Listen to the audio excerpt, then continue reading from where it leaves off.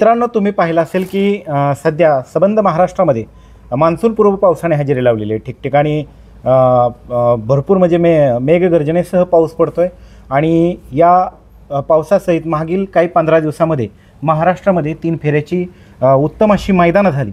ही मैदानं पावसाळी वातावरणात सुद्धा पूर्ण करण्यासाठी ज्या ज्या व्यक्तींचं योगदान लाभलेलं आहे त्यांची आपण मुलाखती घेतोय. त्यामध्ये सर्वात मोलाची साथ लाभली ती म्हणजे अखिल भारतीय बैलगाडी संघटना महाराष्ट्र राज्याचे राज्य सचिव जागतिक विजेता पहिलवान विलासदादा देशमुख.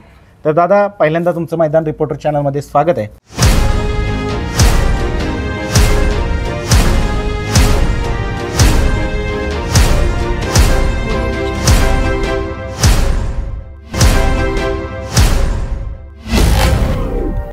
धन्यवाद. काय सांगाल दादा, मागील आपण पाहतोय 15 दिवसापासून महाराष्ट्रामध्ये मान्सूनपूर्व पाऊस हजेरी लावतोय. मोठमोठी जी यात्रेची मैदानं होती आणि पारंपरिक मैदानं होती ती पूर्णत्वाकडे नेण्यासाठी एक मोठा कस पणाला लावा लागला तुम्हाला. तर काय सांगाल अनुभव, जे पहिलं आपलं मैदान झालं ते मध्ये खंडाळा तालुक्यातील शिरवळ येथील, तर तिथून जी सुरुवात झाली पावसाला ते कालपर्यंत महाराष्ट्रातलं सर्वात मोठं उत्तर महाराष्ट्र केसरी हे मैदान झालं. तर ते सगळे अनुभव काय सांगाल?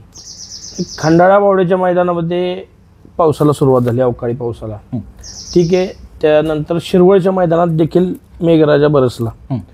पण त्या दोन्ही मैदानात खऱ्या अर्थानं मला माझी आजपर्यंत एक विशेष गोष्ट नमूद करायची की ज्यावेळेस अशी सिच्युएशन येते आणि अवकाळी पावसाची काय आपल्याला बाबा चुनचुन लागते की मेघ आले, ढग काळे झालेत आणि आता पाऊस पडणार आहे, आणि अशा वेळेस खरा कस जो लागतो तो झेंडापंचाचा.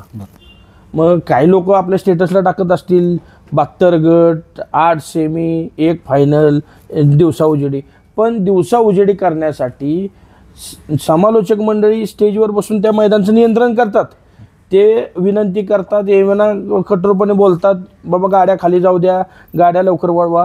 पण खरा जो कस आहे त्यातला तो लागतो झेंडापंचाचा. आणि झेंडापंचाच्या खांद्यावर ही प्रामुख्यानं फार महत्त्वाचा जबाबदारी असते की पावसाच्या अगोदर गट सेमी पूर्ण करणे. इव्हन पावसाच्या म्हणजे फायनलच्या वेळेस जरी पाऊस आला तरी आपण ज्या गाड्या फायनलला राहिल्या त्यांना बक्षीस विभागून देऊ शकतो. पण पावसापूर्वी गट आणि सेमी हे झाले पाहिजेत. त्यामुळे खरा कस त्या माणसाचा लागतो आणि कुठंतरी तो माणूस पडद्याआड राहतो, त्या माणसाकडे दुर्लक्ष होतं. आणि मी मागे एक 15 दिवसापूर्वी किंवा महिन्यापूर्वी टाकलं होतं ग्रुपवर बैलगाडी चर्चासत्रावर की खऱ्या अर्थानं कस जर कोणाचा लागत असेल तर झेंडापंचाचा. आणि हा झाला पावसाचा विषय तुमचा. पण ज्यावेळी रखरखतं ऊन असतं, वरती वातावरण व्यवस्थित असतं आणि उन्हाचा तडाखा, वरून चटका लागतो, खालून जमिनीतून ढग तयार होते गरमीची. आणि अशा अगदी आत्ताच्या घडीला बघितलं तर 35, 36, 38, 40 इतक्या लेवलला टेम्परेचर जातं. 42 पर्यंत. ज्यावेळेस 42ला टेम्परेचर जातं, बैल आपला खाली घेऊन येताना ठीक आहे तो गरम होतो, एक फेरा धावतो, परत घेऊन जाताना त्याला थोडाच वेळा करताच बैलाला किंवा सुट्टी मेकरला, ड्रायव्हरला ह्यांना मध्ये आधी चान्स भेटतो की थोडंसं कुठं निवारा भेटेल, कुठं सावली भेटेल, कुठं थांबावं, कुठं पाणी प्या. पण सकाळी गट क्रमांक 1 पासून शेवटचा फायनलचा फेरा होईपर्यंत त्या रखरखत्या उन्हात जर कोण तळपत असेल तर तो झेंडापंच. आणि कुठेतरी तो त्या माणसावर जबाबदारी ह्या सगळ्या गोष्टींची जास्त असते. आणि आता ही 3 मैदानं झाली, यात अवकाळी पावसानं हजेरी लावली, पण प्रामुख्यानं झेंडापंचांनी अतिशय उत्कृष्टपणे काम करून लवकरात लवकर गट सेमी उरकून ते फायनल संपवून मैदान पूर्णत्वास नेलं. त्याच्या जोडीला झेंडापंचांना साथ लाभली ती म्हणजे खास करून ज्यांचं मैदानावरती नियंत्रण असतं ते म्हणजे समालोचक. यांच्याविषयी काय सांगाल? नाही, समालोचकांची काय, ज्यावेळेस मैदान 100% यशस्वी करायचे, समालोचक हा आयोजक आणि बैलगाडा मालकाच्या मधला घटक आहे. तो सगळं नियंत्रण करतो, बैलगाडी मालकाला बोलवतो, गट पाडतो किंवा मग लवकर गट 5 मिनिटात गाड्या कशा आत येतील, गाड्या लवकर कशा सुटतील याबाबतची सगळी तो म्हणजे कंटिन्यू अँकरिंग करत असतो. तो वारंवार सगळ्यांना तेवढं त्या ह्याच्यामध्ये वातावरणात ठेवत असतो. पण तिथं जो कस लावायचा तो झेंडापंचाला लावायचा आहे. किंवा गाड्या लवकर सोडा, गाडी सुटल्यानंतर जो कस लावायचा आहे तो ड्रायव्हरला लावायचा आहे. गाडी सोडण्यासाठी जो कस लावायचा आहे तो सुट्टी मेकरला लावायचा आहे. मग ह्या सगळ्या गोष्टी आणि ह्या सगळ्या गोष्टी एकत्रित आहेत. म्हणजे जसं कुस्तीत म्हणलं जातं की मनगट आणि सद्विवेक बुद्धी या तिन्हींचा त्रिवेणीय संगम म्हणजे कुस्ती. ह्या सगळ्या गोष्टी ज्यावेळी एकत्र येतात मग आणि इतर सगळे घटक त्यावेळी ते मैदान यशस्वी होतं. आता तुम्ही पाहिलं असेल दादा, शिरवळचं मैदान, त्यानंतर खंडाळा बावड्याचं मैदान आणि त्याच्याच जोडीला पुरंदर तालुक्यातील सुपे खुर्द येथे भरलेलं एक आदत एक बैल मैदान, सगळ्या मैदानांना रेकॉर्ड ब्रेक गाड्यांनी नोंद झाली होती. अवकाळी पावसाने हजेरी लावली. ही मैदानं पाहिल्यानंतर तुम्हाला असं वाटलं का की आता आपल्याला टाईम मॅनेजमेंट जमावायला लागली, की बैलगाडी मालक शिस्तीला लागला आहे, वेळेवरती तो येऊ लागला आहे, वेळेवरती तो सहभाग घेऊ लागला आहे, तर त्याच्याविषयी काय सांगा? नाही, ॲक्च्युली काय झालं आहे, 2 वर्षाच्या कालखंडात ज्यावेळेसपासून अखिल भारतीय बैलगाडी संघटनेनं ही सगळी धुरा आपल्या हातात घेतली आणि बैलगाडी मालकांनी त्या संघटनेच्या नियमाला अधीन राहून ती नियमावली स्वीकारली, त्यानंतर सगळ्याच गोष्टी आटोक्यात येऊन गेल्या. म्हणजे सुरुवातीच्या काळात जर तुम्ही बघितलं तर पट्टी नव्हती, त्यावेळी गट सोडायला वेळ जास्त अधिकचा कालावधी लागत होता. किंवा पहिल्या जर जुनी पद्धत बघितली तर एक गट खाली जायचा, तो पळत आल्यानंतर दुसरा, नंतर आपण 5-5 पाठवायला लागलो, नंतर 10-10 आणि कालच्या मैदानाला तर आम्ही विक्रमच केला, 15-15 गट सोडले. म्हणजे ही जी पद्धत, जे अनुभव आपल्याला आत्ताच्या चालूच्या हंगामातून येत गेले त्यात आपण बदल करत गेलो. अनेक जण यूट्यूबवर ज्यावेळेस बाईट घेतात त्यावेळी घरी बसून त्याच्यावर कमेंट्स करणारे म्हणतात रोज नवीन नियम काढतात. अरे पण ती काळाची गरज आहे. एक ऑलिम्पिक स्पर्धा झाल्यानंतर दुसऱ्या ऑलिम्पिक स्पर्धेपर्यंतच्या त्या क्रीडा प्रकारातले, म्हणजे माझा कुस्ती खेळ आहे, प्रत्येक वर्षीची ऑलिम्पिक झाल्यानंतर काही नियम बदली होतात, काही पॉईंट्समध्ये म्हणजे जे तांत्रिक गुण आहेत त्याच्यावर बदलाव करतात, काही जे वेट कॅटेगरी आहेत, वजनाची कॅटेगरी त्यात बदल करतात. मग हे कधी करतात की त्या वर्षीचं ऑलिम्पिक झाल्यानंतर पुढच्या 4 वर्षात आपल्याला काय ॲडव्हान्समध्ये करता येईल ह्या बाबतीत. तसंच आम्ही पण बाबा संघटना सुरू केली, त्यानंतर सगळ्या गोष्टी काय आम्हाला ज्ञात नव्हत्या. आम्ही बैल मालकांच्याकडून किंवा इतर घटकांच्याकडून काही नवीन अनुभव घेत गेलो. भारत केसरीचं मैदान घेतलं आमदार महेशदादा लांडगे यांच्या वाढदिवसानिमित्त, तर त्या मैदानात ही पट्टीची संकल्पना सुरू केली आम्ही. मी किरण गारगोटे आणि संदीप नायकवडे आमचं चर्चा झाली होती, मैदान पटपट उरकायचं. तर आता आपण बघतोय की गाड्यांची संख्या एवढी, तर कशा पद्धतीने करता येईल. तर विचार करता म्हणले खाली आपण अशी फक्की टाकू. तर मी म्हणलं फक्की आपण टाकली तर प्रत्येक फेऱ्याला फक्की बैलांच्या पायामुळे, सुट्टी मकरच्या पायामुळे मुजणार आणि प्रत्येक फेऱ्याला फक्की टाकणं शक्य नाही. मग तिथं काय करता येईल. मी म्हणलं आपल्याला अशी एक रबरी पाईप आपल्याला भेटेल का, 3-4 इंचाची सफेद कलरची रबरी पाईप घेऊ जी डबल, आणि ती साधारणतः 4 इंची पाईप, ती 70 ते 80% खाली जमिनीत ठेवू आणि एक 20% वर ठेवू आणि त्याच्या पुढं पाय येऊ द्यायचा नाही. आणि जरी पळता दरम्यान बैलाचा पाय त्याच्यावर पडला तर ती रबरची असल्यामुळे ती डबल, बैलाला कोणताही अडथळा येणार. ती सुरुवात तिथं झाली आणि त्याचा आज प्रत्यय असा आला की आज सगळीकडं पट्टीचा नियम सुरू झाला. त्या पट्टीमुळेच मित्रांनो महाराष्ट्रातली 4-5 मैदान, म्हणजे उदयदादा जे मैदान घेतात अध्यक्ष केसरी, ते एक नामांकित मैदान आहे. त्या मैदानानं उन्हाळी हंगामाची सांगता होते आणि त्याच्या जोडीला खंडाळा तालुक्यातलं जे मैदान होतं ते एक मैदान नामांकित आहे, ते पण यात्रेचं जुनं मैदान आहे पारंपरिक. आणि आत्ताच ज्या पद्धतीनं तुम्हाला माहीत असेल की पैलवान विलासदादा देशमुख यांनी ध्येय बाळगलं होतं की सातारा छकडीचा 3 फेऱ्यांचा हा नाद संपूर्ण महाराष्ट्रामध्ये पसरवायचा, संपूर्ण महाराष्ट्रामध्ये तो रुजवायचा. आणि ती जी संकल्पना मांडली होती ती संकल्पना फळाला आलेली आहे. नाशिक जिल्ह्यामध्ये निफाड तालुक्यातील पिंपळगाव बसवंत या ठिकाणी मित्रांनो महाराष्ट्रातलं एक नामांकित ओपनचं मैदान झालं. संबंध महाराष्ट्रानं पाहिलं ते कसं नियोजन करण्यात आलं होतं. तर दादा काय सांगाल, जी तुम्ही मनामध्ये संकल्पना राबवली होती 6 महिन्यापूर्वी, तुम्ही एक बैठक घेतली नाशिक जिल्ह्यातल्या बैलगाडी मालकांची, तिथूनपासून ते परवा दिवशीपर्यंतचा जो युवा हिंद केसरी मैदान झालं तिथपर्यंतचा प्रवास कसा होता? काय झालं, ज्यावेळी 2021ला आपण सगळी ही सुरुवात केली नव्यानं बैलगाडी चर्चासत्र ग्रुपच्या माध्यमातून आणि आपल्याला आंदोलनं केली, आपण वेगवेगळ्या ठिकाणी प्रत्येक आमदार खासदारांना निवेदनं दिली, आपण मंत्रालयातली बैठक झाली असेल किंवा ह्या सगळ्या गोष्टींनंतर ज्यावेळेस आपल्याला यश मिळालं सगळ्यांच्या वतीनं, सगळ्या बैलगाडी मालकांच्या, सगळ्या राज्यकर्त्यांच्या वतीनं ज्यावेळेस आपली बैलगाडी शर्यत सुरू झाली, तर ही बैलगाडी जुन्या परंपरेचा जरी खेळ असला तर ती नव्यानं अत्याधुनिक आज जे युग आहे त्या नव्यानं त्यात नवीन बदलाव करून हिला एक वेगळं ग्लॅमर कसं गाठून देता येईल ह्याच्याकडे माझं लक्ष राहिलं. मग प्रामुख्यानं बोलत असताना मी दत्ताभाऊ, शेवाळ्याबा, उदयदादा, मांगडे तात्या, आनंद आप्पा, धनाजी तात्या, विजू अण्णा, विजूभाऊ काळे ही अशी काय प्रमुख मंडळी होती. आम्ही सगळे प्रदीप नाना असतील, आम्ही सगळे बसलो होतो. मग काय करावं लागेल, मी म्हणलं आबा आता ह्या सगळ्या वरिष्ठांच्यात मी एकटाच लहान आहे, वयानं लहान आहे आणि जबाबदारी ह्या लोकांनी मोठी दिली मला. वयानं लहान आहे मी यांच्यापेक्षा. मी म्हणलं आबा नक्की काय करायला लागेल. आणि भविष्यात प्रामुख्याने आणि आमचे 2 महत्त्वाचे शिलेदार म्हणजे रामभाऊ टाकळकर, संदीपदादा बोदगे ही लोक. तर म्हणलं काय करावं लागेल आपल्याला, हा जर खेळ पिढ्यानपिढ्याचा खेळ जर कायमस्वरूपी टिकवायचा असेल तर म्हणले पहिलवान खरा अडथळा आपल्याला झाला होता घोडा बैल आणि आरत परतचा. मग आपल्याला हे खेळ शासन मान्यतेत नाहीत. घोडा बैला ह्या खेळाला मान्यता नाही. परस्पर विरोधी 2 वेगवेगळ्या प्रकारची जनावरांना एकत्रित करून तुम्हाला कोणताच खेळ खेळता येत नाही. मग त्यांना थांबवायचं कसं. आता तुमच्या परंपरेचा खेळ येतो बरोबर, आणि मी जर आलो तुम्हाला म्हटलं नाही हा थांबवा तर तुमच्या भावना कुठेतरी दुखावल्या जातात आणि त्यातून वेगळा रोष तयार होतो. मग जे घडवायचे जे साध्य करायचे ते राहून जातं आणि वेगळंच काहीतरी निष्फळ होतं. मग वेगळं वळण न लावता तुमचा खेळ थांबवा किंवा तुमचा खेळ बंद करा हे म्हणण्यापेक्षा हा खेळ कसा चांगला रुजवायचा, हा खेळ कसा त्यांच्या मनात रुजवायचा ह्याचं एक प्लॅनिंग केलं. मी 8 ते 10 दिवसाचा दौरा केला. आमचा सहकारी शिवाजी घाटे माझ्याबरोबर होता, आमचा बंधू पप्पू जायगुडे होता, आमचा मेहना सुजित डोंगरे होता. आम्ही गेलो, आम्ही 8-10 दिवसाचा दौरा केला. नाशिकची ज्यावेळेस मिटिंग घ्यायची वेळ आली, सगळ्यात पहिलं मला हक्काची 2 माणसं तिथे भेटली. एक गणेश भाऊ रिकामे आणि दुसरे आप्पा माने. ह्या माणसांचं अतिशय मोलाचं सहकार्य नाशिक जिल्ह्यात हा खेळ रुजवण्यासाठी. म्हणजे नाशिक जिल्ह्यात ज्यावेळेस मिटिंगची वेळ आली त्यावेळी लोकांच्या मनामध्ये कुणीतरी विष पेरलं होतं. आता म्हणतातच ना की निंदकाचे घर असावे शेजारी. यशाची पायरी आपण चढत असताना 10 मित्र 100 शत्रू तयार होतात. तशाच पद्धतीनं काय जे ज्यांना हे चांगलं चाललेलं बघवत नाही ते काहीतरी कुठेतरी मिठाचा खडा टाकून त्या गोष्टीचं म्हणजे वेगळ्या वळणाला लावतात.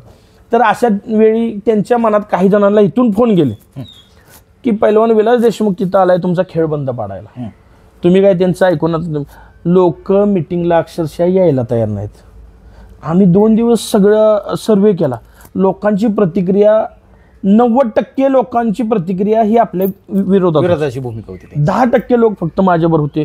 मग हे आप्पा माने गणेश भाऊ होतेच की, मोतीराम आप्पा पिंगळे असतील, गणेश ढोकळे असतील, जीवन असेल किंवा मग बबलू असेल, पप्पू हांडगे असतील, मोगल सर असतील, परत तुमचं अशी काही ठराविक मंडळी पवार असतील, ते ही लोक माझ्याबरोबर होती. मग आता करायचं काय. मग 2 मैदानं होती तिथं घोडाबैलची दुपारनंतर सुरू आहेत आणि मी त्या दोन्ही मैदानाला हजेरी लावली.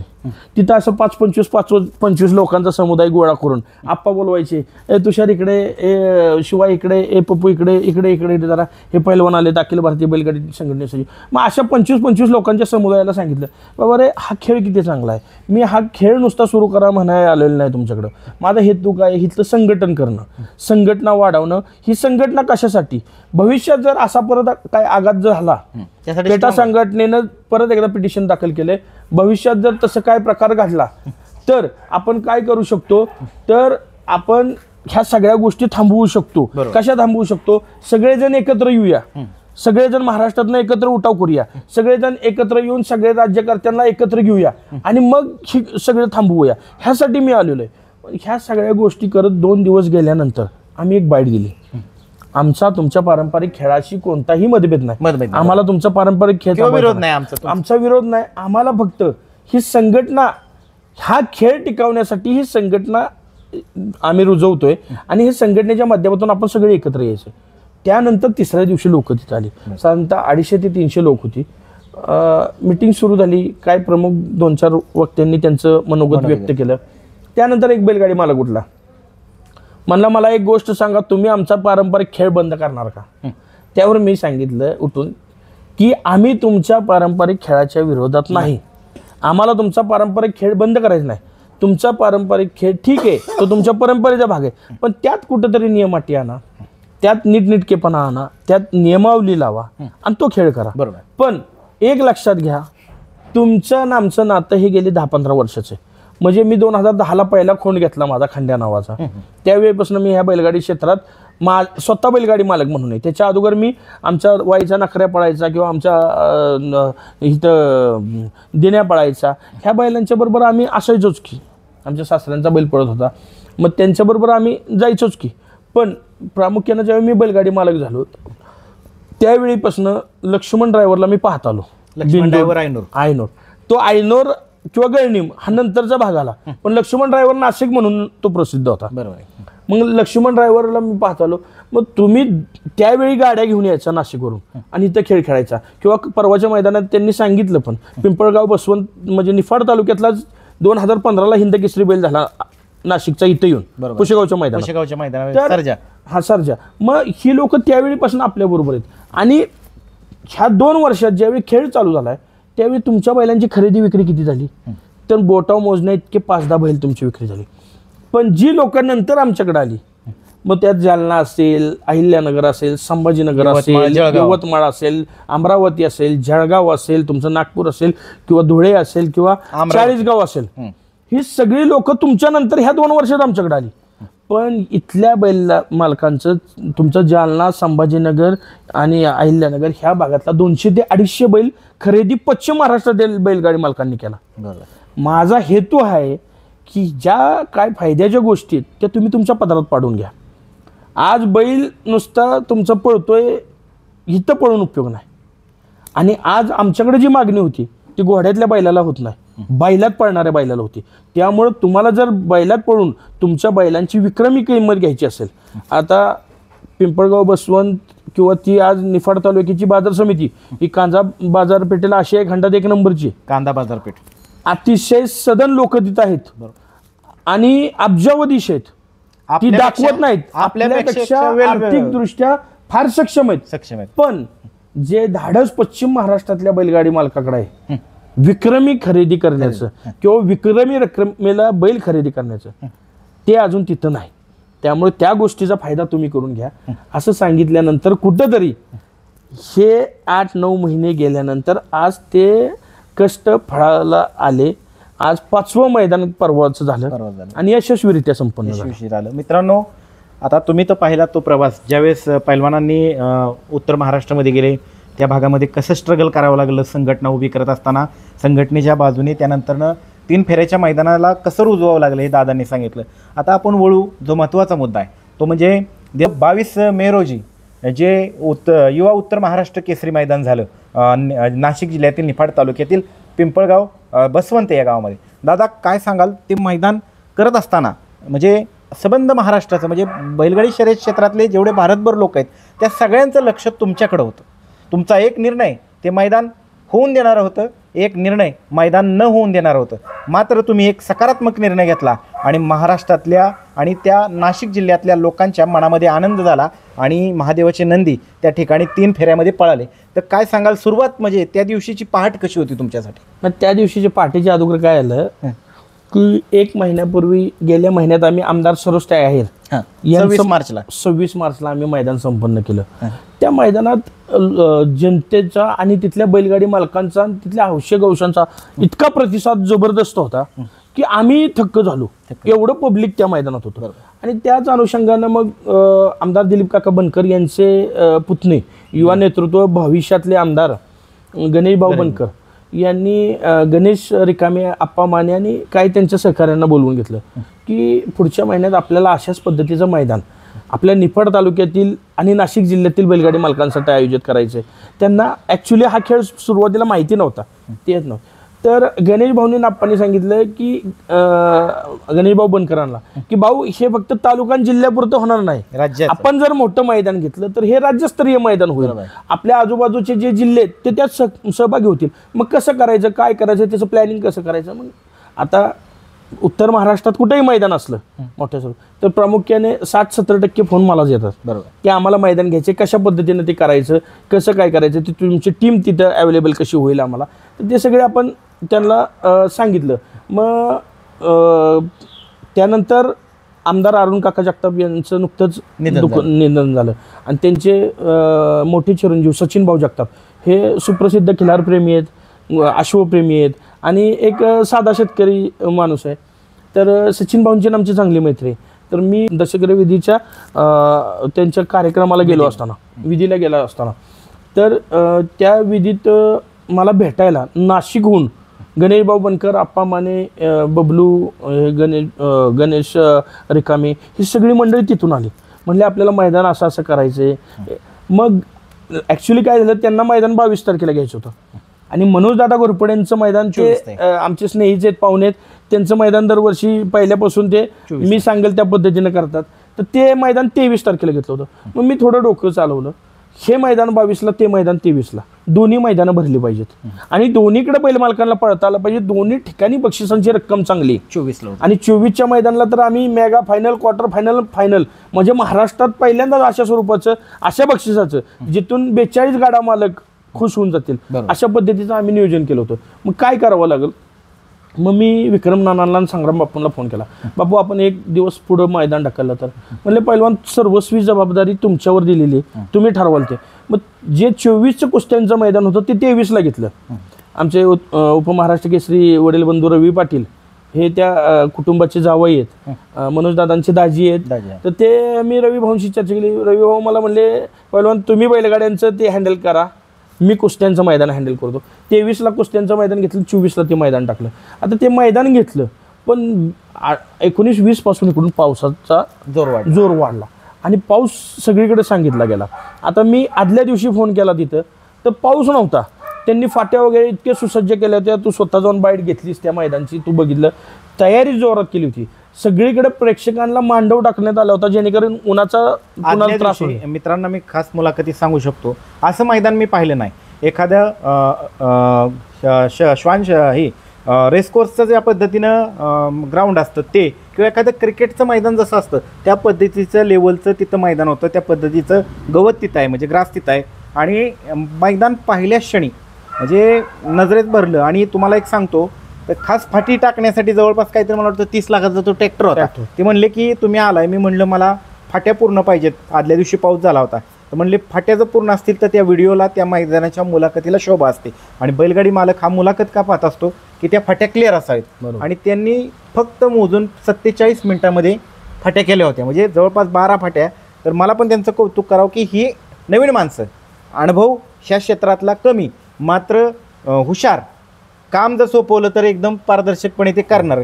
तर दादा, ज्यावेळेस तुम्ही तिथं गेला, म्हणजे जेव्हा आदल्या दिवशी ज्यावेळेस तुम्ही 21 तारखेला निघाला, म्हणजे विशेष काय झालं होतं त्याच्या अगोदर तुला सांगतो एक गोष्ट. 21 तारखेला पाठी 6:30 माझी कन्या गेली होती गावी, माझ्या सुळशी गावी, आई वडील तिकडे होते आणि फोन आला 6:30.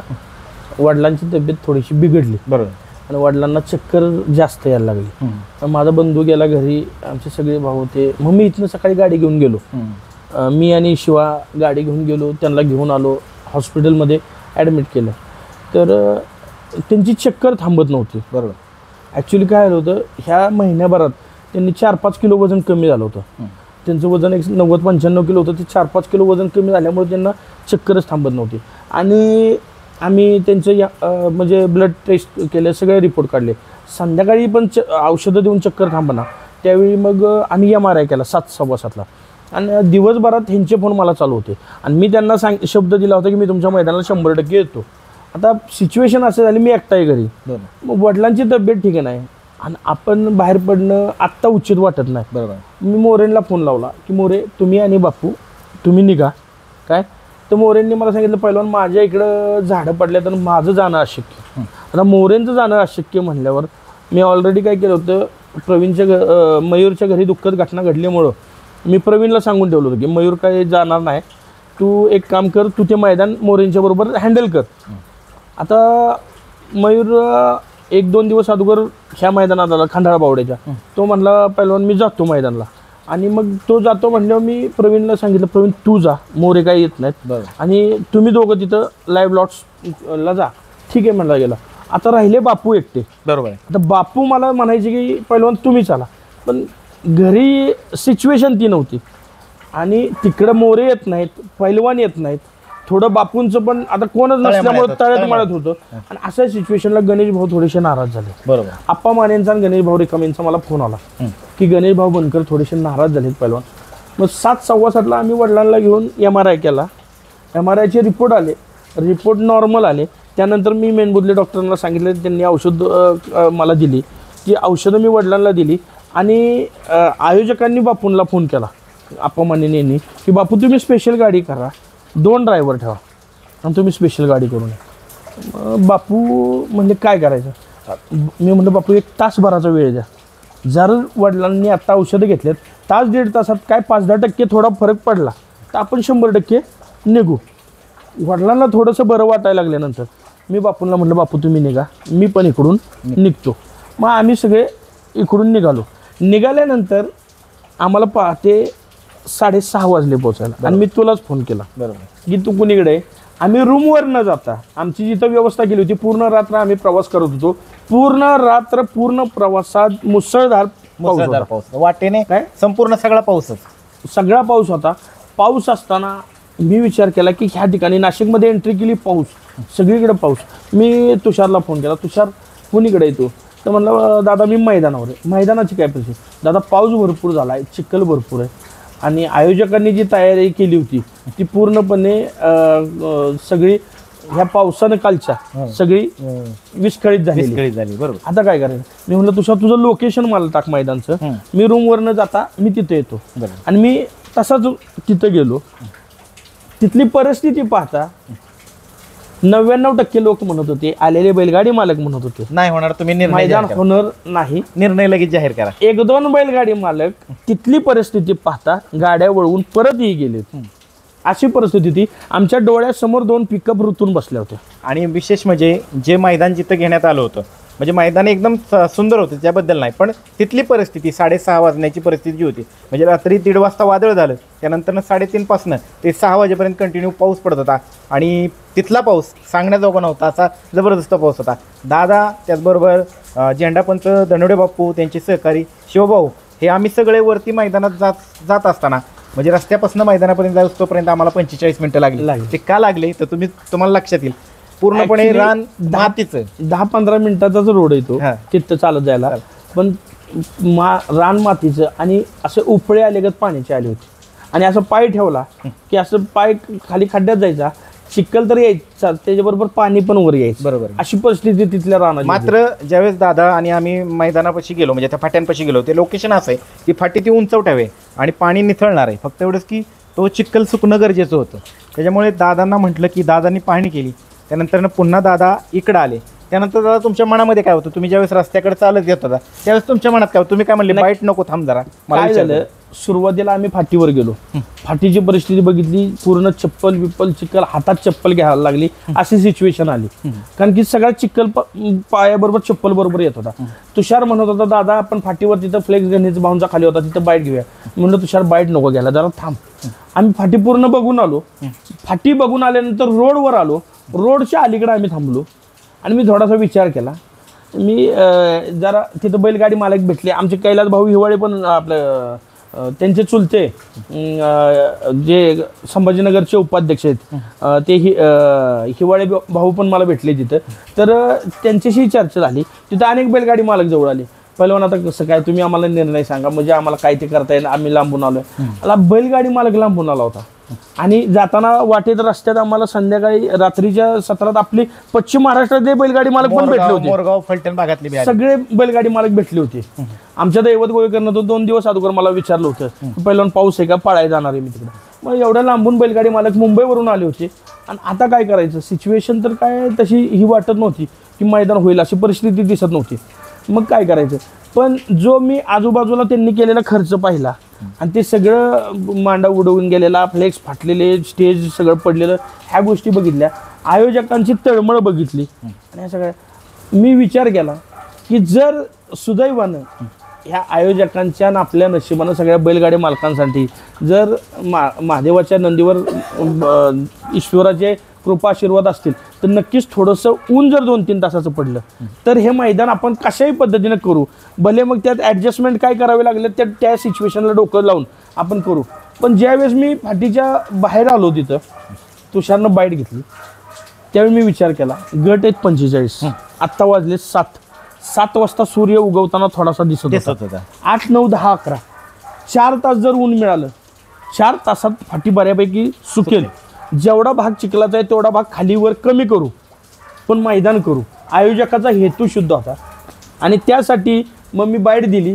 म्हणलं एक काम करूया बापू म्हणलं आपल्याला खालून जर फाटी कमी केली. आम्ही ज्यावेळेस गेलो होतो फाटी बघायचं ते बापू म्हणले, मी आयोजकांना वारंवार सांगत असतो की खालच्या सुट्टीच्या रेषेपासून हा जो फ्लेक्स आहे तो थोडा लांब लावत जावा, लांब लावला पाहिजे. अंतरावर लावल्यानंतर तिथं जास्तीत जास्त गाड्या बसतील.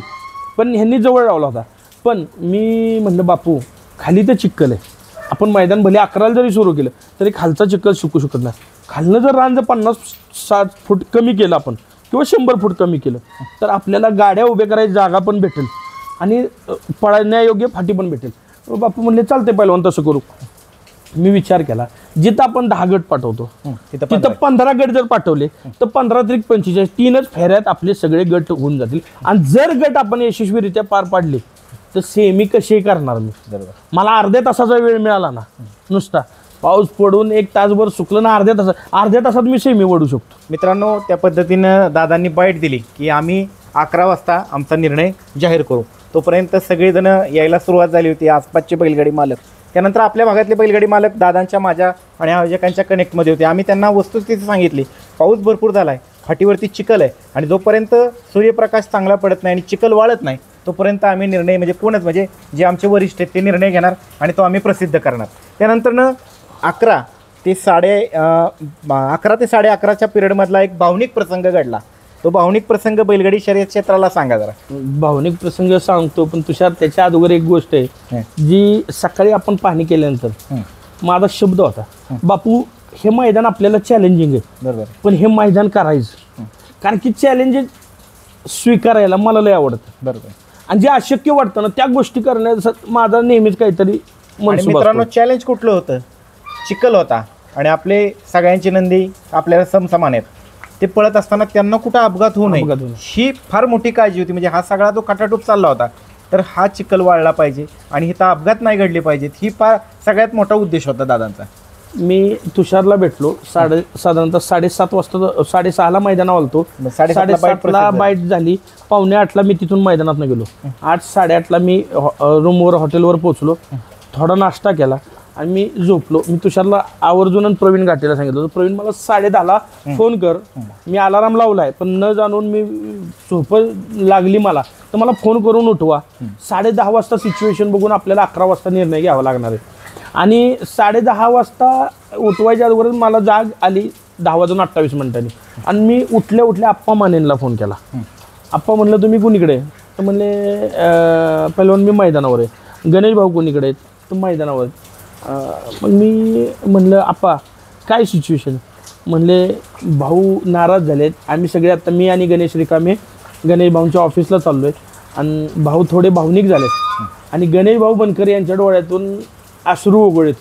वस्तुस्थिती सांगतोय बरं का, हे काय कुठलं प्रसार माध्यमांना किंवा त्या व्यक्तीच्या प्रसिद्धीसाठी नाही किंवा आज जी बाईट चालली ती मी तुषारला म्हणलं बी नाही की तू ये मला काही वस्तुस्थिती सांगू दे किंवा मला मी प्रसिद्धी यूट्यूब, फेसबुक, इंस्टाग्राम ह्याच्यावर व्हिडिओ सोडणारा माणूस नाही. मी तुम्ही बघितलं असेल तिथं वेळ प्रसंगी दिवसभर उभं राहून सगळं माईक हातात घेऊन कंट्रोल केलं. ज्यावेळी मी उभं राहणं असं हे झालं त्या खालच्या फळीवर पण बसलो होतो. मला खुर्चीच लागते असा विषय नाही, ही प्रसिद्धीसाठी नाही. पण त्या बिचाऱ्या आयोजकाने ज्या शुद्ध हेतूनं हे मैदान संपन्न करण्याचं ठरवलं होतं आणि एवढा प्रचंड खर्च केला होता. त्यानंतर अशी काय घटना घडली अवकाळी पावसाची की त्या माणसाच्या म्हणजे मनाला लागली, त्या माणसाच्या डोळ्यातून पाणी यायला लागलं. आणि मला आप्पा मानेन गणेश भाऊ रिकामेंनी हे सांगितलं. मी म्हणलं आप्पा 10 मिनटं थांबा, मी आंघोळ करतो आणि मी मैदानावर येतो, मग आपण बघू काय करायचं. नाही म्हणले पहिलवान भाऊ म्हणतात तुम्हालाच भेटायचं, आम्ही हॉटेलवर येतो. बरं तुम्ही हॉटेलवर या म्हटलं, मी 10 मिनटात आंघोळ करतो. आंघोळ करून येईपर्यंत ही सगळी मंडळी आली होती. आलो आणि मी प्रवीणला फोन लावला. प्रवीण म्हणलं मैदानची आत्ताची काय परिस्थिती, म्हणले पहिलवान मैदानात चिखल आहे. का रे म्हणलं, मी 7 वाजता आलो होतो, ऊन पडलं होतं, 7 ते 11, आता 11 वाजायला आलेत, 4 तासांत मैदान सुकाय पाहिजे. नाही म्हणले पहिलवान, 8 वाजल्यापासून परत आभाळ आले आणि ऊन कुठंच नाही, आभाळच आहे, दमट वातावरण आहे, फाटी काही सुकलेली नाही आणि अशा ह्याच्यात मैदान होणं अशक्य आहे. मी विचार केला ह्या व्यक्तीनं तर एवढा चांगला हेतू ठेवून घेतला. मी त्यावेळी सगळे त्यांची सकाळी 3-4 गाड्या भरून आली होती लोक आणि सगळे टोटल नाराज होते. मी त्यावेळी गणेश भाऊंना गेलो, गणेश भाऊंजवळ, गणेश भाऊंना हातात हात दिला, मी गाळा भेट घेतो. गणेश भाऊ तुम्ही नाशिक जिल्ह्याचे सुपुत्र आहे, तुम्ही या निपाड तालुक्याचं भविष्यातलं नेतृत्व आणि अशा खडतर प्रसंगात कुठंतरी आपण आपल्यावर एखादी वेळ वाईट आली म्हणून खचून जाऊन मागं सरायचं हे माझ्या बुद्धीला पटत नाही. तुम्ही खंबीर असाल तर तुमचे सहकारी खंबीर राहतील आणि जर सकारात्मक विचार करून चाललो तर 100% यश प्राप्ती करू. आणि गणेश भाऊ म्हणलं मी हो बापू मागं उभे होते. बापूंना सकाळीच सांगितलं होतं की हे चॅलेंज आहे माझ्यासाठी आणि चॅलेंज स्वीकारणं माझं रक्तातच आहे.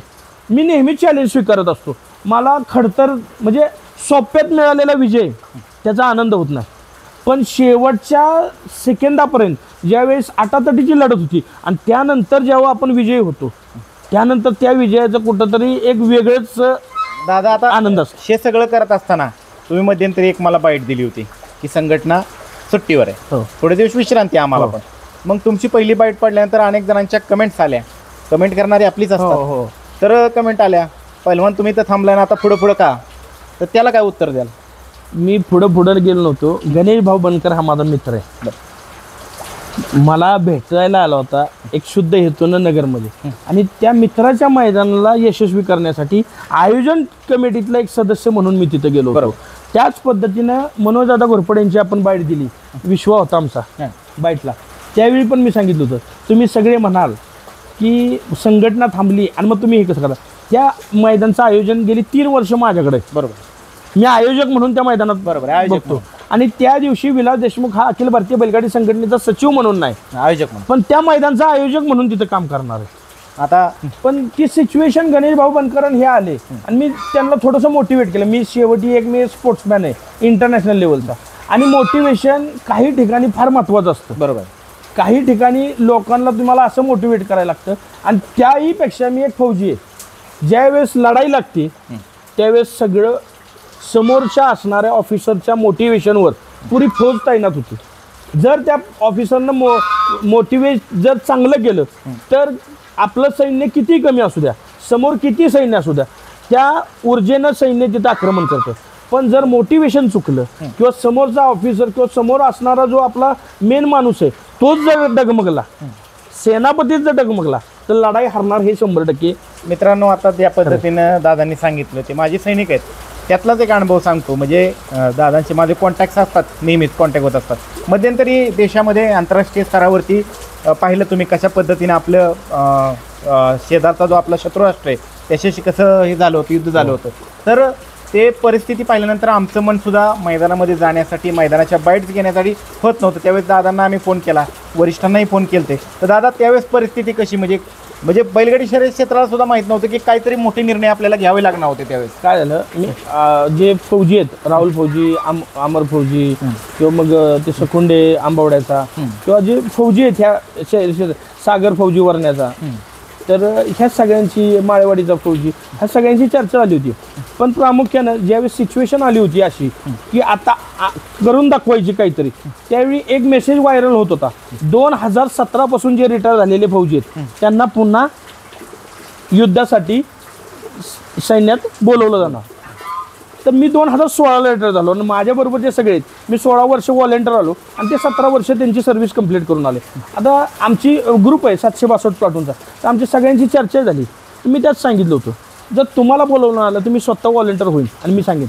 आणि त्या अनुषंगाने माझे 102 इंजिनियर रेजिमेंटचे कर्नल सुमंत यादव साहेब आहेत, जे मी तिथं असताना अर्जुनंट होते आम्हाला, आणि त्यांनी मला 2011ला पुन्हा एकदा अमृतसरमधून स्पोर्ट्समध्ये पाठवलं होतं आणि त्यानंतर माझं वर्ल्ड चॅम्पियनशिपचं मेडल आलं. तर मी फोन केला, जवळपास 5 ते 7 मिनटं बोलले. म्हणलं जैन साहब विलास देशमुख बोल रहा हूँ पहलवान. ते म्हणले यार पहलवान कहाँ है तू, जब से गया है तेरा कोई कांटेक्ट नहीं है, कुछ नहीं है. मैं पिछली बार रेजिंग डे को मैंने बताया कि कहाँ है वो पहलवान, उसको इतना ये किया वो कुछ कांटेक्ट में नहीं है. मतलब साहब वो बात ठीक है, पर मैं एक बात कहना चाहता हूँ. आज जो हालात है, जो जिस हालात में आज देश गुजर रहा है, मैं चाहता हूँ कि आप मुझे रिकॉल करें और मैं मेरे देश के लिए कुछ कर सकूँ, या जितना मेरे से हो सके मैं अपने देश के लिए दे सकूँ. तो बोले यार पहलवान देख अभी तक तो ये नौबत नहीं है आप लोगों को बुलाने की, पर अगर ऐसी सिचुएशन आती है तो मैं तुझे ज़रूर बुलाऊंगा. मतलब साहब मैं ये दिखावे के लिए नहीं कह रहा कि मुझे आना है. मेरे पिताजी फौजी है, मेरे चाचा फौजी है, मैं फौजी हूँ और मुझ में वो जुनून है कि जब अपने देश के ऊपर आज चाहती है, तो मैं एक सच्चा फौजी हूँ। मैं सब कुछ छोड़ के आपके पास मेरी युनिट के साथ मेरे परिवार में शामिल होना चाहता हूँ। आणि नुकतीच माझी युनिट आता लेहला मूव्ह झालेली आहे, ॲडव्हान्स पार्टी गेलेली आहे। म्हणजे आमचे कर्नल साहेब एवढे खुश झाले, यार तूने इतना कहा ये बहुत है, ये एक मोटिवेशन है पूरे यूनिट के लिए, सबके लिए, पूरे यूनिट के लिए एक मोटिवेशन है कि आज तू 8 साल हो गए रिटायर होके, फिर भी तू आना चाहता है इस हालात में, तो तू बहुत बढ़िया, तूने यार फ़ोन किया है, थैंक यू। मैं बोला साहब थैंक यू की बात नहीं, आप मेरे परिवार में से हो, और जब अपना परिवार किस एक आदि जगह यानी कोई तंग हालात में हो तो मैं उसमें शामिल हो जाऊंगा, तो सब इकट्ठा हो जाएंगे। मित्रांनो, मात्र ती वेळ आली नाही, तो प्रसंग ओढवला नाही। आपल्या देशाचे पंतप्रधान माननीय नरेंद्रजी मोदी आणि आपल्या देशातील भारतीय सैनिक, वायुदल असेल, त्यानंतरनं नौसैनिक असतील आणि मिलिटरी असेल, यांनी अतिशय शत्रू राष्ट्राला जबरदस्त असं उत्तर दिलं आणि ते तिथंच थांबलं। त्यानंतरनं दादा आता आपण वळूयात पुन्हा मैदानाकडे। तर मैदान तुम्ही घेण्याचा ध्येय बाळगला आणि मैदान करला। मी गणेश भाऊंना बोललो आणि गणेश भाऊ पॉझिटिव्ह झाले, मला मिठी मारली, त्यांनी माझा तिथं स्वागत केलं आणि मला म्हणले चला पहिलवान माझ्या गाडीत बसा। मी त्यांच्याच बरोबर बसलो, मैदानात गेलो, प्रत्येक ठिकाणी त्यांचे सत्कार होत होते। पण त्या बिचाऱ्याला काय कॉन्फिडन्स, म्हणजे माझ्या बोलण्यातून काय मोटिवेट झाला, त्या व्यक्तीनं मैदानात जाईपर्यंत माझा हात सोडला नाही। प्रत्येक ठिकाणी त्यांचे वरिष्ठ तिथले जिल्हा परिषद सदस्य, म्हणजे वरिष्ठ लोक, चांगली एक नामांकित लोक त्यांना स्वागत सन्मानासाठी येत, पण ती व्यक्ती प्रत्येक फोटोमध्ये मला घेत होती। काय म्हणजे त्यांना काय वाटलं की ह्या माणसानं आपल्याला असं मोटिवेट केलं। आम्ही गेलो, खालची परिस्थिती बघितली, शिवा होता, बापू होते। बापू म्हणलं काय करायचं, म्हणलं मगाशी मी सांगितल्याप्रमाणे खाल्ला आपण एक 70 फूट रानकट करू। तोपर्यंत बापूंनी शिवानी ते रस्सी सोडून आप्पा मानेन गणेश रेखामेंटला त्यांच्याबरोबर दिलं, तुम्ही चौघं हे खालचं अंतर आत्ता जे तास टाकलंय तिथपासून रस्सी पुढं बांधा आणि पुढं बांधून हिथनं अंतर, मधलं अंतर आणि ह्या साईडनं अंतर, तिन्ही साईडनं रस्सीचं तिन्ही ठिकाणचं अंतर योग्य करून घ्या। मी वरती बघतो। वरती गेलो, परिस्थिती बिकट, सगळा चिखल, थोडं पाणी साचलं होतं। तर मला गणेश डोकळे, योगेश, बबलू ही सगळी लोक काय म्हणाली, पहिलवान आपण थोडीशी फाटी लांब करू। मी म्हणजे जर तुम्ही लांब केली तर ह्या चिखलातनं पाण्यातनं बैल पडणार आणि घसरून बैल पडण्याचा चान्स 100% अपघात होण्याची। तुम्ही लांब करण्यापेक्षा आपण फाटी आखूड करू। पहिलवान म्हणले आपली 900 फूट फाटी आहे, तुम्ही खालून 60-70 फूट केलं। मी म्हणलं इकडून अजून 60-70 फूट कमी करू, भले फाटी 750 ते 800 फुटाची उद्या, 750 झाली तरी चालेल, पण मैदान संपन्न होत असताना कोणत्याही बैलाला इजा नाही झाली पाहिजे, ड्रायव्हरला इजा नाही झाली पाहिजे, ह्याच्याकडे आपलं लक्ष पाहिजे। म्हणजे आपण नेतृत्व करत असताना फक्त काय चांगल्याच गोष्टींचा विचार न करता सगळ्या चांगल्या वाईट गोष्टींचा विचार करून तिथली परिस्थिती बघून तुम्हाला निर्णय घ्यावे लागतात। मग हे करत असताना तिथली लोक नवीन होती, त्यांच्या लक्षात काय येईना।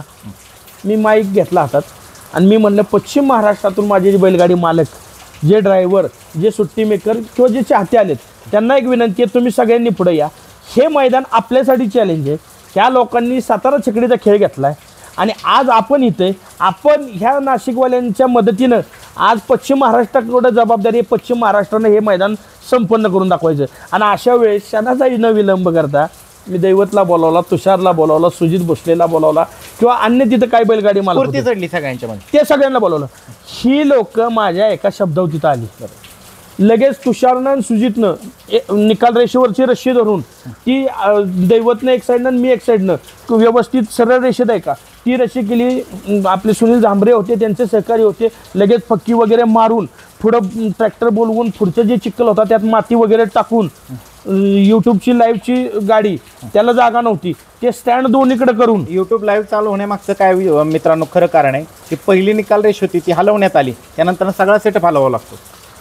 सुट्टीची पण रेष हलवण्यात आली आणि तो सेटअप हलवला, मचान लावणं एवढ्या वेळात शक्य नव्हतं, ट्रॉल्यांमध्ये मग ट्रॉल्या बोलावल्या, एक ट्रॉली समोर लावली, त्या ट्रॉलीमध्ये एक कॅमेरा लावला, एक ठिकाणी लगेच त्यांना थोडंसं 4 मुलं उभी राहतील एवढा फ्लाय टाकायला एक स्टँड बनवावं लावलं, त्याच्यावर एक कॅमेरा उभा राहिला, खालचा जो कॅमेरा आहे तो पण ट्रॉलीत लावला। मित्रांनो, ज्या पद्धतीनं विलासदादांनी तिथं तळमळ दाखवली, तळमळीने बोलत होते, तर तिथे आजूबाजूला सगळे नाशिककर होते। ते म्हणले हा माणूस झटतोय कशासाठी, तर फक्त हा झटतोय आपल्यासाठी। त्यानंतरनं त्या नाशिककरांच्या अंगामध्ये आम्ही ऊर्जा पाहिली, त्यांची एकी पाहिली. त्यांनी इतकं जबरदस्त आम्हाला सहकार्य केलं की ते मैदानाच्या गटच पळायला खाली गेला. इकडून सगळ्यांचे बाईट आणि सगळ्यांचे फोन येत होते, लाईव्ह कधी चालू होणार. हां बरोबर. परिस्थिती तिथं नव्हती आणि सेटअप हल्ल्यामुळं वायर त्या जनरेटर मधून किंवा त्यांच्या त्या ह्याच्यामधून सप्लाय देणं, सप्लाय इलेक्ट्रिसिटी आणि ऑडिओचं सप्लाय देणं हे लवकर होत नव्हतं. अशा सिच्युएशनला गट तर खाली पाठवले पाहिजेत. वाजले 12:30 पावणे एक वाजता आमच्या गाड्या खाली गेल्या. बापूंचे फोन खालणं सुरू झाले. पैलवान परत आबाळ आलंय, परत जर पाऊस आला तर काय? बापू फक्त गट उरका, बाकीचं मी बघतो, तुम्ही फक्त गट उरका.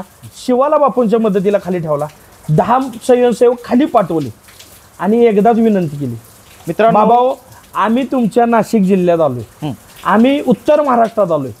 हा पश्चिम महाराष्ट्रात प्रमुख राजधानी असलेला सातारा जिल्हा, महाराष्ट्राचीच राजधानी असलेला आणि पश्चिम महाराष्ट्रातील मानबिंदू असलेला सातारा जिल्ह्याचा खेळ सातारा चकडी हा महाराष्ट्रभर रुजलाय. आणि ह्या सातारा चकडीच्या खेळात आम्ही एवढे लांबून आलोय फक्त तुमचं मैदान यशस्वी काढण्यासाठी. आणि मला ह्या मैदानात आलेल्या सर्व बैलगाडी मालकांना, चालकांना एकच विनंती, हात जोडून विनंती करतो, मी मैदान फक्त तुमच्यासाठी घेतोय. आणि ह्या आयोजकाचा हेतू एवढा आहे की त्याने जे त्याच्या वतीनं फुलाची पाकळीचे बक्षीस स्वरूपात ठेवलेली ती तुमच्या हातात पडावी, ती तुमच्या घरापर्यंत जावी, हा हेतू आहे. मला एकच म्हणायचं आहे, तुम्ही फक्त मला सहकार्य करा, बापूंना खाली त्रास देऊ नका, बाकीचं मी सांभाळतो, फक्त विनंती करतो हात जोडत. आणि तेवढ्या विनंतीचा मान सर्व लोकांनी, उत्तर महाराष्ट्रातील तमाम बैलगाडी मालकांनी, मुंबईच्या बैलगाडी मालकांनी, माझ्या पश्चिम महाराष्ट्रातील बैलगाडी मालकांनी ठेवला, त्याचा मला सार्थ अभिमान वाटतो. मित्रांनो, ह्या मैदानाची एवढी चर्चा का, या मैदान झाल्यानंतर ह्या मैदानाच्या मुलाखती का, तर त्याचं कारण दादांनी सांगितलं की आपला सातारा छकडीचा खेळ, 3 फेऱ्याचा खेळ रुजवत असताना महाराष्ट्रभरामध्ये कशा पद्धतीला आपल्याला कशा पद्धतीनं अडचणींना सामोरं जावं लागतं, तो रुजवत असताना किती त्रास होतो हे ह्या मुलाखतीतनं आम्हाला दाखवून द्यायचं की बाबा काय आहे, पद्धत काय आहे. अनेकांना वाटलं की संघटनेचे पदाधिकारी असे काय काम, पण स्वतः आबांचा फोन झाला, बरोबर, आप्पांचा झाला, तात्यांचा झाला, उदयदादांचा झाला, दत्ता भाऊ फिरायला गेलेले असताना त्यांचाही फोन झाला, विलासराव काय चाललंय, थोडं 2 मिनटं लावलं होतं तर बघितलं काहीतरी गोंधळी मैदान, दत्ताभाऊ हँडलिंग नाही व्यवस्थित करा, बैल मालकांची गैरसोय नको किंवा कोणाला इजा नको, अशा पद्धतीच्या सूचना देण्यात आल्या मला. पण एक आहे, त्या लोकांमध्ये पण एक विश्वास होता की पैलवान तिथं आहे म्हणल्यावर नक्कीच काहीतरी चांगलं घडेल. आणि आपला हेतू शुद्ध होता, आपण प्रामाणिक आहे या बैलगाडी क्षेत्रात. आपल्याला म्हणजे आपलं काही सांगायला नको, आपण कुणालाही मिंदे नाही, पण ह्यामुळं कुठंतरी आज त्र्यंबकेश्वराची, तिथली वनी देवीची किंवा देवदेवतांची कुठंतरी कृपा आशीर्वाद दिसून आला आणि ते मैदान आम्ही संपन्न केलं. बरं, तुम्हाला महत्त्वाची एक गोष्ट सांगतो त्या मैदानात, म्हणजे आत्तापर्यंत झालं असेल, विकास सर माझ्याशी बोलताना म्हणाले की पैलवान बापूंनी 1 तास 10 मिनिटात 30 गट 28 गट उरकले होते. पण चिखल असताना 45 नवख्या ठिकाणी गेलेलो असताना, त्या माणसांच्यात हा खेळ आत्मसात नसताना 1.25 तासात 30 गट आम्ही पूर्ण केले होते. बरोबर, 1.25 तासात 30 गट पूर्ण झाले होते आमचे. एवढं फास्ट मैदान केलं होतं आम्ही. आणि खरोखरच तिथल्या लोकांचे खरोखर आभार मागतो. ठीक आहे, ती लोकांना अजून त्यातली माहिती नाही त्या खेळाबद्दल, ते आपल्याकडून आलेले बैल हे ट्रेंडिंगचे बैल आहेत, त्यामुळे त्यांची उत्सुकता वाढते आणि ते त्या बैलाला पाहण्यासाठी पुढं धावतात, थोडंसं आत येतात, गोंधळ करतायत. तिथं थोडासा मी आक्रमक पण बोललो, पण ती सिच्युएशन बघून बोलावं लागलं. समजून घेतलं सगळ्यांनी. पोलीस प्रशासन, आयोजक ह्यांना चापकानं मारा. बरोबर, माझा म्हणण्याचा हेतू हा नव्हता की ह्यांना मारा, पण कुठंतरी ह्यांच्यावर दबाव टाका, गाड्या पळू द्या, कुठल्याही गाडीला अडथळा नको, ह्यासाठी थोडंसं परखड पण बोलावं लागतं. आणि ते करून मैदान यशस्वी केलं. मैदान दिवसाच्या उजेडात यशस्वी संपन्न झालं. म्हणजे 45 फेरे, 7 सेमी आणि 2 फायनल. तिथं कुठंतरी निसर्गाला पण वाटलं असेल हे झटतायत, कुठंतरी ह्या भागामध्ये सातारा छकडीचा खेळ रुजू लागलाय. जवळपास मला वाटतं 3:15 नंतर तिथलं वातावरण पूर्णपणे बदललं, कोरडं हवामान झालं, लक्क सूर्यप्रकाश पडला आणि अगदी उन्हाळा जाणं हवा तसा उन्हाळा सगळ्यांना तिचं जाणवून आला. दादा, ज्यावेळेस पहिले 10 गट पळाले, म्हणजे साधारणतः पहिले 5 गट पळाल्यानंतरनं बैलगाडी मालक आणि स्थानिक तिथल्या लोकांचीच गर्दी होती. मात्र जेव्हा त्या संपूर्ण जिल्ह्याला, आसपासच्या जिल्ह्यांना कळालं की मैदान सुरू झाले, मैदान यशस्वीरित्या पार पडणार आहे, हा विश्वास घेऊन ज्यावेळेस प्रेक्षक वर्ग, बैलगाडी शौकीन तिथं उतरले, तर हिंद केसरी मैदानाचं स्वरूप त्या मैदानाला आलं. 100% काय सांगाल, तिथली गर्दी 100% पाहिल्यानंतर आलं. काय?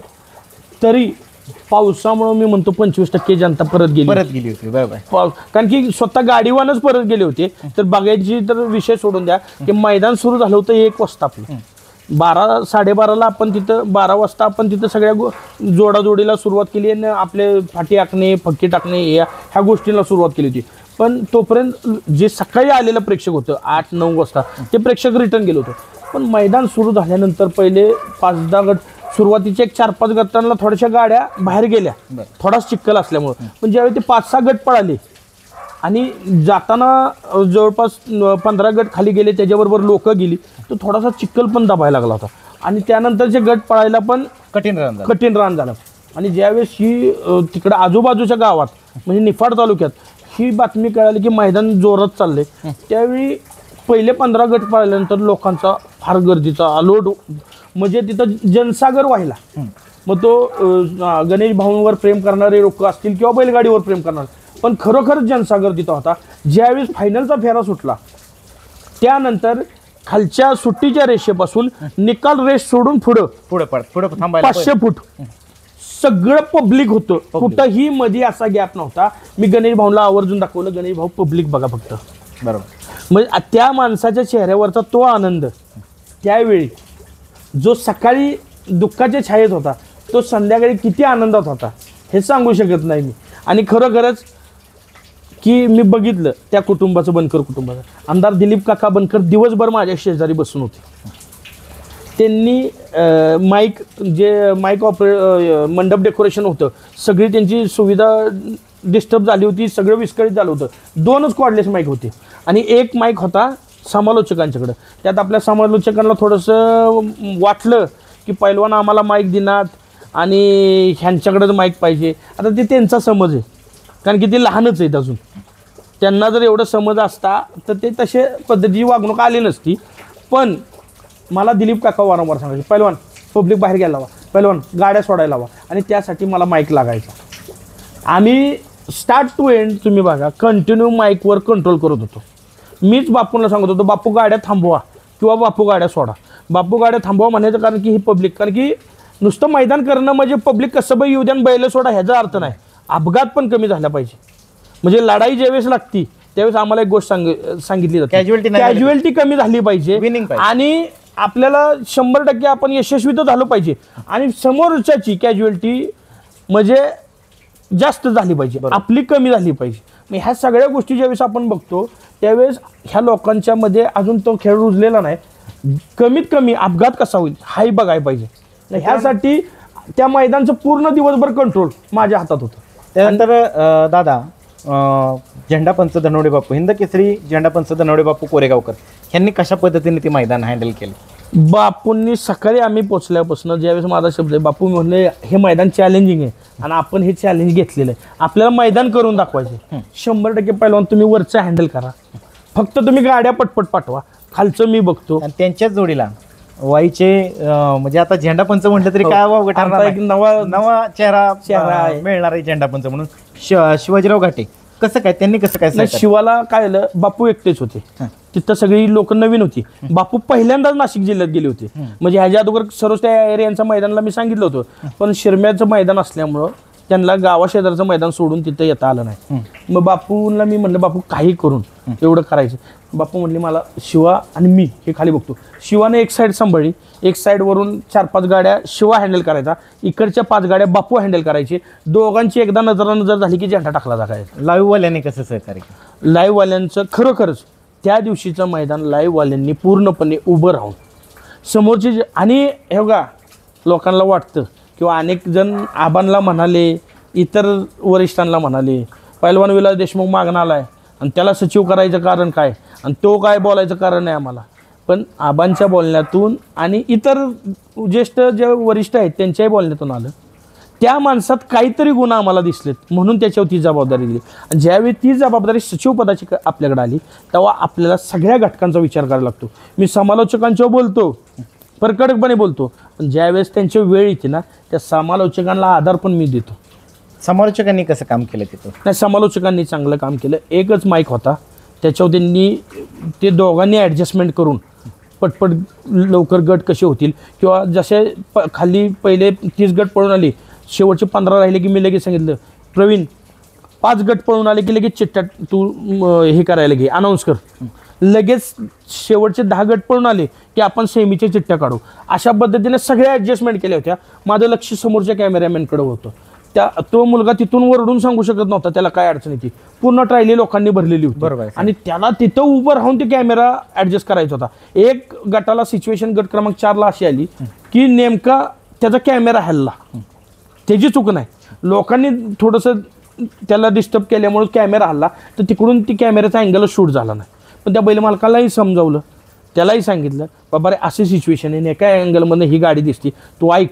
पण सगळ्यात महत्त्वाचं सहकार्य बैल मालकांनी केलं.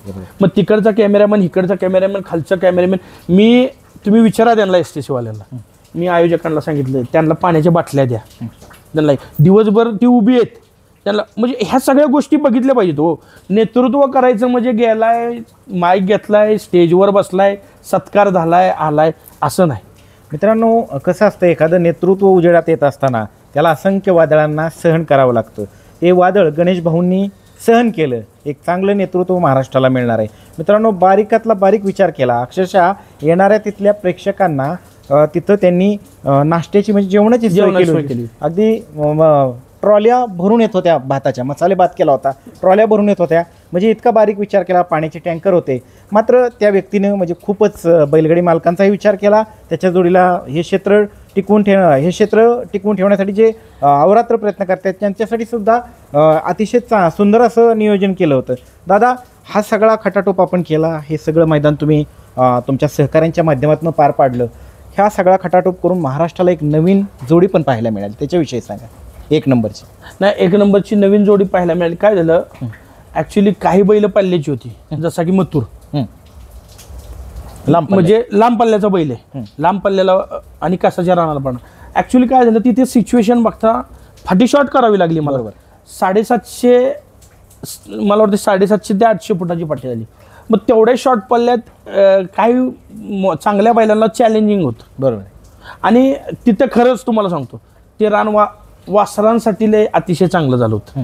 कारण की बोजाचा बैल सुरुवातीच्या काळात पळताना ना थोडंसं त्याच्यावर बॉडी वेट असल्यामुळं पाय रवत होते, पण वासरं स्पीडनं जात होती. आणि तिथं तुम्ही बघितलं तर वासरांनी कमाल करून दाखवली. आणि ती जी पहिली 1 नंबरची बैलजोडी, ती बुलढाण्याचा एक बैल होता, आणि ती सर्वसामान्य गाडा मालक होते, त्यांच्या ध्यानी मनी नव्हतं की ते 1 नंबर, ती 1 नंबर करते. ती लोक अक्षरशः ज्यावेळेस 1 नंबर झाला, तेच नाही, अनेक बैलगाडी मालक भेटले, अनेक लोक आले, अनेकांनी जवळ येऊन आभार मानले की पैलवान तुम्ही होता, झालं तुमच्यामुळं झालं. त्या बैलगाडी मालकाचा आनंद असा होता, पैलवान तुम्ही जर सकाळी योग्य निर्णय घेतला नसता तर आज मी 1 नंबरचा मानकरी झालो नसतो, आणि मी माझ्या भागात झालो, आणि माझ्या भागात माझा बैल उजेडात आला नसता. माझी बैल एवढी पळतात, पण हे मला सांगता येत नव्हतं की माझा बैल 1 नंबरच्या रेंजमधला आहे. पण आज तुमच्या माध्यमातून आणि गणेश भाऊंच्या माध्यमातून हे अख्ख्या महाराष्ट्रानं बघितलं की आमची बैल काय लेवलची. पण तो आनंद ज्यावेळेस सर्वसामान्याच्या चेहऱ्यावर येतो, ठीक आहे 1 नंबरची टॉपची बैल असतात ती आहेत, त्यांच्याविषयी माझं दुमत नाही, ती चांगलीच आहेत. पण कधी कधी सामान्याचा ज्यावेळेस बैल उजेडात येतो ना, किंवा तो 1 नंबर करतो, त्यावेळी त्या लोकांच्या, त्याच्या आजूबाजूच्या गावातल्या लोकांचा आनंद वेगळा असतो. आणि तो आनंद आमच्यासाठी फार महत्त्वाचा होता. सर्वसामान्य तो उजेडात आले, तेही आनंदित चेहऱ्याने गेले. त्याच्याच जोडीला सातारा, सांगली, मुंबई, त्याचबरोबर पुणे भागातील नामांकित नंदीसुद्धा तिथं दाखल झाले होते.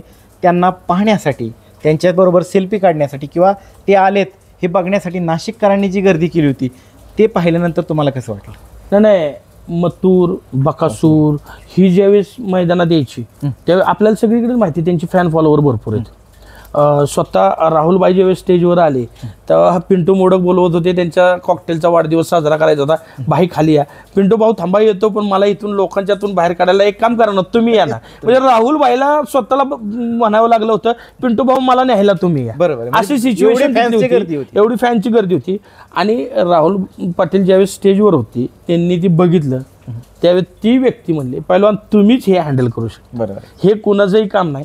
ज्यावेळी जयेश पाटील त्यांचा सोन्याचा मोठा सोन्या सन्मान झाला तिथं, त्यांचा सन्मान स्वीकारायला आले, जयेश पाटील स्वतः म्हणून त्यांनी हात जोडले, म्हणले पहिलवान खरोखरच मैदान चांगलं करून दाखवलं तुम्ही. म्हणजे हे माझं एकट्याचं काम नाही, हे सगळ्यांची साथ आहे.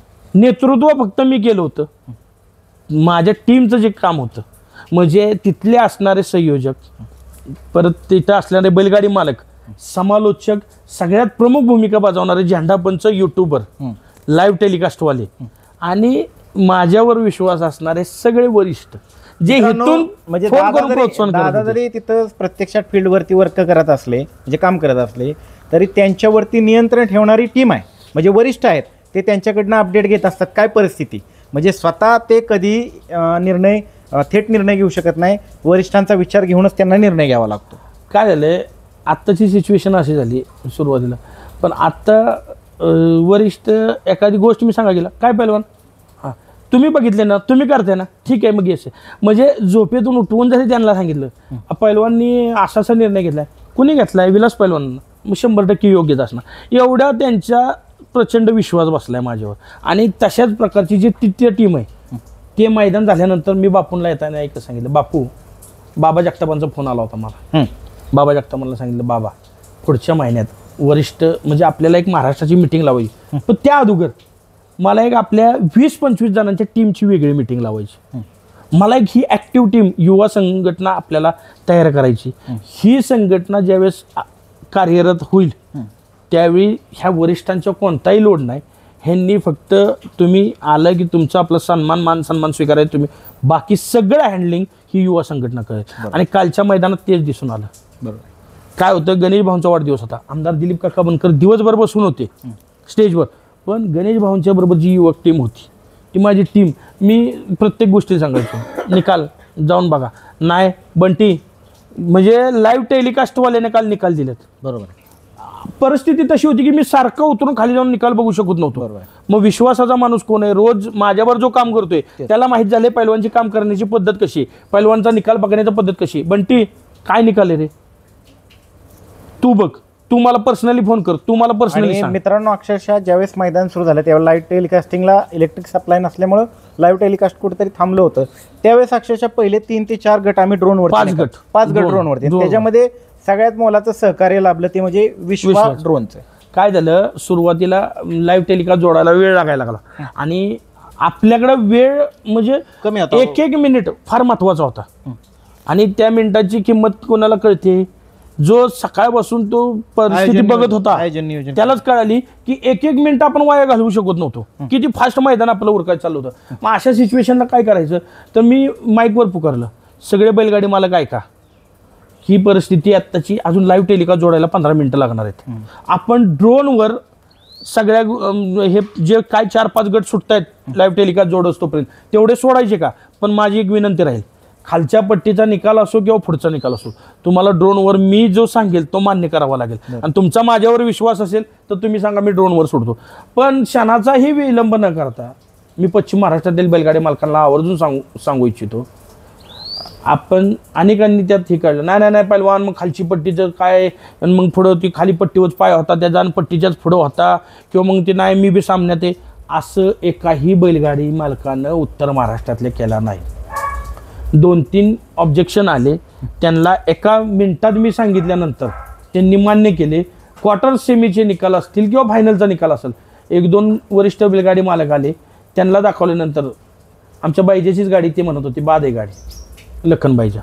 मी सांगितलं बैल तासातून पळालाय, तासाच्या पलीकडे पाय नाही, हा माझा शब्द आहे. पहिलवान तुम्ही सांगितलं ना, आम्हाला मान्य आहे, आम्ही अजिबात काय बोलणार नाही. बरं ठीक आहे, मग आम्ही आमचं क्वार्टर सेमीला गाडी पळवतो. इथपर्यंत त्या लोकांचा विश्वास, सहकार्य केले आणि त्यांनी सहकार्य फार लाख मोलाचं केलं. मित्रांनो, इथून मागं मैदानं झाली, आत्ता मैदान होत आहेत आणि पुढं होत राहणार आहेत. मात्र हे मैदान 3 फेऱ्याचं हे मैदान अख्ख्या महाराष्ट्राला एक टर्निंग पॉईंट ठरलं, कारण की हा खेळ आता वाढू लागला आहे, रुजू लागला आहे. त्याचबरोबर दादा आता आगामी मला समजलं आहे की आपला धाराशिव जिल्हा आहे त्या ठिकाणी पण मोठे मैदान होणार आहे. हो, धाराशिवमधून मला फोन आला होता आमच्या पैलवानांचा, कारण की मी पैलवान ग्रुपचाही अध्यक्ष, पैलवान ग्रुपचे पदसिद्ध माझे पदाधिकारी आहेत. आणि ह्या खेळात एक 30 ते 40% पैलवान आहेत, बरोबर, 10% पोलीसवाले आहेत, 10% आर्मीवाले आहेत आणि बाकी शेतकरी वर्ग आहे. तर म्हणजे 50% हा वर्ग आणि 50% शेतकरी वर्ग आहे. तर पैलवान ह्यात अग्रसर, आपला पैलवान पुढं आहे म्हणलं त्यांनाही कुठेतरी आनंद होतो. तेही मला त्यांनी फोन केला होता की आपल्याला धाराशिवमध्ये मोठं मैदान घ्यायचं आहे. मी म्हणलं आपण एक काम करू, थोडंसं पावसाचं सगळं वातावरण बघू, आपण सगळ्या गोष्टींचा आढावा घेऊन, कारण की काय होतं एखादा आयोजक एवढा प्रचंड प्रमाणात खर्च करतो आणि प्रत्येक आयोजक हा मनोजदादा घोरपडेंच्या सारखा सक्षम नसतो. बरोबर, जे गेल्या वर्षीचं मैदान झालं दादांचं, गट 47 पळाले आणि पाऊस आला आणि आजपर्यंत रेकॉर्ड आहे की एवढे पैसे 16,000 रुपये 16,000 सुरुवातीला आयोजन कमिटीचे सदस्य म्हणले आपण 4,000 गटाला ठेवलेत, त्यात 1,000 वाढवून देऊ. परत काही वरिष्ठ त्यातलेच सदस्य म्हणले नाही ते 4 आणि अजून 4 असे 8,000 रुपये देऊ. मी विक्रम नानांना फोन केला, नाना म्हणले पैलवान तुम्ही म्हणाल तसं. मी संग्राम बापूंना फोन केला, बापू म्हणले पैलवान मी निघालोय, मी पोचतो. बापू 2 व्हीलरवर तसल्या चिखलात आले, तिथं बापू आले, नाना आले.